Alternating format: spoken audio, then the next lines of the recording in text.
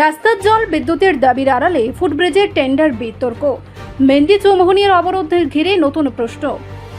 সালেমার Mendy চৌমোহনীতে সাম্প্রতিক রাস্তা অবরোধকে ঘিরে এবার সামনে আসছে নতুন তথ্য। অবরোধকারীদের পক্ষ থেকে রাস্তা, জল ও বিদ্যুতের সমস্যার কথা বলা হলেও স্থানীয়দের একাংশের দাবি ফুটব্রিজের টেন্ডার বাতিল এবং সেতুটি কোন দিক দিয়ে নির্মাণ হবে তা নিয়ে মূল বিরোধ। স্থানীয় সূত্রের দাবি, ভরত চৌধুরী এলাকার প্রায় 50টি পরিবার দীর্ঘদিন ধরে একটা নির্দিষ্ট পথ ব্যবহার করে যাতায়াত করছে। তাদের বক্তব্য, ওই পথে ফুটব্রিজ নির্মাণ হলে বেশি সংখ্যক মানুষ উপকৃত হবেন।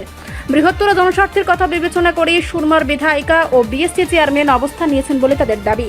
অন্যদিকে অবরোধকারীদের দাবি করা স্থানে তুলনামূলকভাবে একটি পরিবারের জমি বা বসতবাড়ি রয়েছে বলেও অভিযোগ করছে। ফলে প্রশ্ন, ফুটব্রিজের অবস্থান নিয়ে বিরোধ কি জনস্বার্থের নাকি নির্দিষ্ট পক্ষের সুবিধাকে ঘিরে? টেন্ডারের কাজ ও আর্থিক সুবিধা নিয়েও উঠছে অভিযোগ। তবে 50 পরিবারের একাংশের দাবি, টেন্ডার বাতিলের জন্য বিধায়িকা নিজে স্বাক্ষর করেছেন এমন কোনো নথি তারা দেখাননি। তাই তাদের এই প্রশ্ন প্রমাণ ছাড়া জনপ্রতিনিধিদের দায়ী করা কতটা যুক্তিসঙ্গত? শেষ পর্যন্ত তদন্তে স্পষ্ট হবে মেন্দি চৌমোহনীর অবরোধের নৈপথ্যে জনস্বার্থ নাকি ফুটব্রিজকে ঘিরে অন্য কোনো স্বার্থের দ্বন্দ্ব। দিন আগে যে মেন্দি এলাকায় যে চৌমোহনীতে যে রাস্তা অবরোধ হয়েছিল পানীয় জল এবং বিদ্যুতের এবং রাস্তার সমস্যা নিয়ে, কিন্তু এখন জানা যাচ্ছে যে এটা টেন্ডার নিয়ে সমস্যা, মত বিরোধী। তো এই বিষয়টা মূল বক্তব্য, মানে মূল বিষয়টা কি একটু যদি বলেন। গতবারে যে রাস্তা অবরোধ হয়েছে মেন্দি চৌমোহনীতে, এটা তো জল, রাস্তা, ভাতা নিয়ে তারা জনসাধারণ এমনভাবে বোঝাই নিছে, কিন্তু মেন ঘটনাটা তারা একটা টেন্ডার বাইর হয়েছে যে বড় চৌধুরী ফুটব্রিজ, একটা তারা যে রাস্তা দিয়া বা যে জায়গার ব্রিজ করার ইচ্ছা তারার, এই রাস্তার মধ্যে বা এই যেখানে ব্রিজ হইব এখানে মাত্র এক পরিবার বাসিন্দা আছে, এক পরিবার বাসিন্দা আছে। আর এমএলএ, বিএসসি চেয়ারম্যান আর সমস্ত যারা আরপিএম হোক, জেসা হোক, অনেক ধরনের লোক আছে। আর আমরাও আছে এজ এ লোকাল হিসাবে। আমরা চাই এখানে এদিকে যে আমরা চাইতেছি যে এদিক দিয়ে ব্রিজ হইলে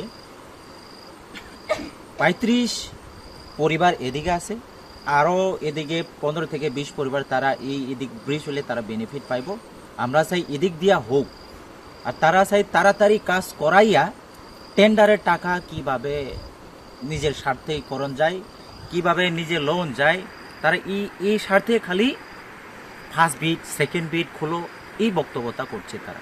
কিন্তু জনসাধারণ বুঝে গেছে যে এটা কোনো বাতা লেগে না, কোনো কারেন্টে লেগে না, কোনো রাস্তা লেগে না, তারা শুধু নিজের স্বার্থে লেগে জনগণকে ভুল বোঝাইয়া এখানে রাস্তার মধ্যে নিচে কিছুক্ষণের মধ্যে জনগণ কয়েকজন আয়া পড়ছে, বেশিরভাগই আয়া পড়ছে করে। এটাই এখানে বিধায়িকাকে দায়ী করা বা বিধায়িকার নাম বলা হয়েছে, এটা বিষয়টা একটু বলেন।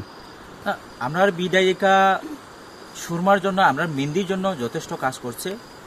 আর আগামী দিনে তাইনের আশীর্বাদ আমরা এখানে আছে।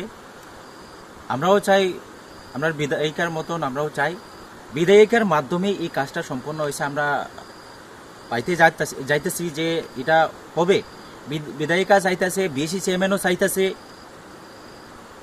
এটা এখানে বিধায়িকা কোনো সময় কইছে না যে এটা এই কাজটা ক্যান্সেল হোক, কইয়া বিধায়িকা কোনো সময় কোনো জায়গা সই দিয়েছে না। তাই নিয়ে ভাবছে, আমরা গিয়া কইছি বিধায়িকারে, ম্যাডাম আমরা এখানে এত এত পরিবার আছে, এত এত পরিবার আছে, কিন্তু যে জায়গা উইব এই জায়গা তো মাত্র এক পরিবার। তো এদিকে 50 থেকে 40 পরিবার বাসিন্দা আছে, তাদের আগে আমরা দেই। এক পরিবারের লাগে আমরা চিন্তা ভাবনা করুম। এখানে তো ছোট বাজেট হইলেও চলবো, কারণ এটা তো ফুটব্রিজ একটা ভালো কোয়ালিটি ব্রিজ হইব। এই তারা রাস্তা নাই, বাজার যাইতে পারে না, তার আগে আমরা সুযোগ সুবিধা করে দিই। তে বিধায়িকা তারা ঠিক আছে, তাই নাই খালি রিপ্লেসমেন্টটা করছে, কিন্তু কোনো সময় ক্যান্সেল হোক কইয়া তাই সই দিছে না। আর যদি লাগে কাগজ দেখাইতে পারি, আমার কাছেও কাগজ আছে, তারাও কাছেও কাগজ আছে। বিধায়িকা কোনো সময়, বিএসসি চেয়ারম্যান কোনো সময় ক্যান্সেল হোক কইয়া সই দিছে না।